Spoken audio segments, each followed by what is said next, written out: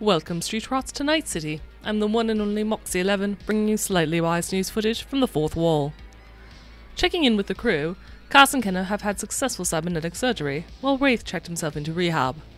While I'm waiting for the boys to get back to working order, I take care of some outstanding business, apart from getting the car to Colt, as we're out of funds.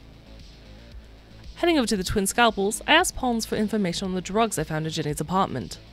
The inhalers are a drug known as Boost, but instead of keeping them, I give them to Pons to sell as thanks for all the help he's provided us. Next are the yellow tablets, a drug called Cram that removes the effect of sleep deprivation. They're not only addictive, but when you stop taking them, you crash for 24 to 48 hours straight. Upon learning this, I try to look up rehab clinics on my agent as possible lead to where someone might have brought Jenny. Unfortunately, I only find the rehab where Wraith is staying. Next on my list is checking out the BDs I found. I start with the one labelled Me and R, a tape of Jenny and Rico having sex, and some pillow talk afterwards where I learned that Rico was going to leave Kabuki All-Stars and work with someone named Julian, making Corpo Laser pop tracks. The second BD is of Jenny working on Rico's guitar. She's modified the neck to be a glitter cannon with a flashbang. I'd be lying if I said I wasn't personally excited about that, and we'll need to look into the basics of playing a power chord. The last chip, the one we almost didn't find and was left on Mark, is unviewable. I'm going to need to find a virtue artist to cut it, and so I head off to see Rex. He tells me about a man named Swag who works in an arcade called Toscanity. He tells me how to get in touch with him, and then we chat about future work, since I know we'll need some. Although I do mention that some of our members would prefer if the jobs were less morally grey.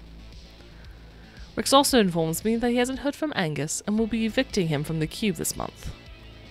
The last thing I do in my downtime is compose my response to NewsSat. Meanwhile, Cass and Kenna get back on their feet at around the same time the first of the month is upon us.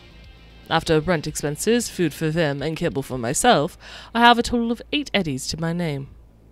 Kenna, however, doesn't have enough money for his rent, and tries to talk his landlord into letting him be late. He hands over 700 with a promise that 500 would follow within the next 5 days.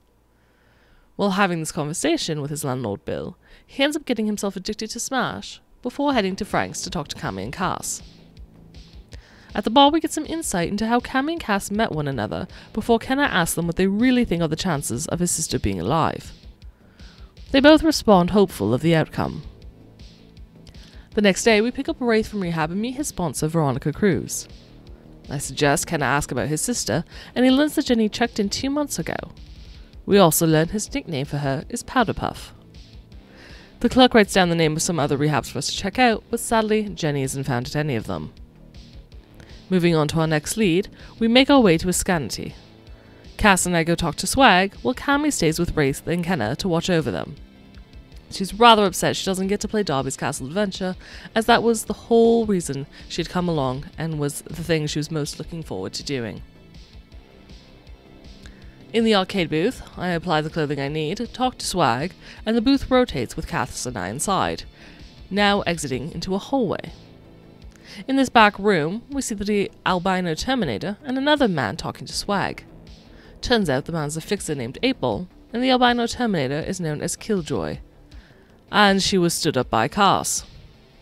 Tell her kill count on her vest is wrong, she gets snippy and heads out. 8-Ball following after a short chat where he tells me to look him up. Cass and I make a deal with Swag, who will shoot me a message in a couple days when the BD is ready. However, inside the arcade, Killjoy fingers Cammy, who noticeably stiffens, pointing Killjoy out and telling Wraith Killjoy was the one who killed me. Our rocker boy follows, promising to have a nice chat, and Kenna goes with him while Cammy stays at the bar. He does indeed have a nice chat, but he also threatens Killjoy, telling her he will end her if she ever comes after his people again. Sparks fly, but no blood, as 8-Ball and Wraith appear to come to an understanding before the two groups part ways. Noticing Cammy is still shaken when we return, Kenna fills us in, and I suggest she play Darby's Castle Adventure and encourage Cass to stay when he offers, telling him we'll see them at Frank's later. However, we're barely in the car when we get a call from Pons. He has a job for us.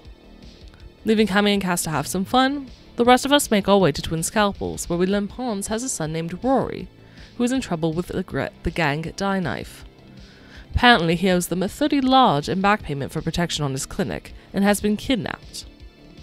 Rory's girlfriend Jamalia has a negotiation with Dianite's Sony Nomura coming up, and Pons wants us to talk to her first to see how we can help his son.